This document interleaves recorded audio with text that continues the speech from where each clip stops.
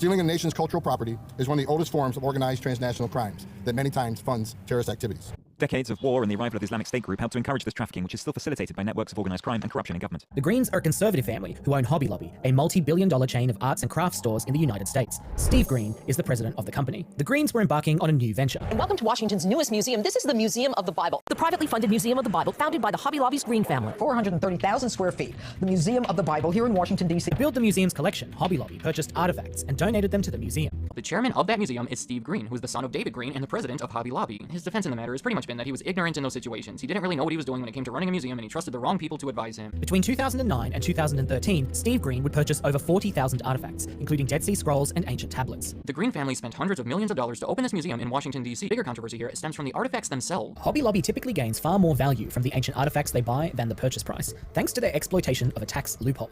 The Greens own Hobby Lobby and the Museum of the Bible, but the two are legally distinct entities, so Hobby Lobby purchases the artifacts and then donates them to the Museum of the Bible. But Hobby Lobby can claim a tax write-off for the donation, and the artifact remains under their control through the museum. This procedure that they had in place of buying things, getting them appraised, and then donating them to the museum and collecting the tax write-off. How does one go about appraising like a one-of-a-kind article? And my expectation was that appraisal was something that was undertaken by experts, by people who knew what they were looking to. When it came to attaching value to artifacts, he says this is all done by lawyers. And basically all a lawyer does is investigates the market and determines what somebody would potentially be willing to pay, and then they can assign that value to it. They were buying things cheap, running them through this appraisal, which would dramatically escalate the perceived value of these items, and that's the number that they would be able to claim on their tax returns. Enter Scott Carroll. He was often called the Indiana Jones of biblical antiquities. In 2010, Carroll was put in charge of acquisitions for Hobby Lobby's Bible Museum. Carroll had a brazen approach to handling ancient artifacts that left many archaeologists appalled. Carroll spoke about how the museum would buy decommissioned Torah scrolls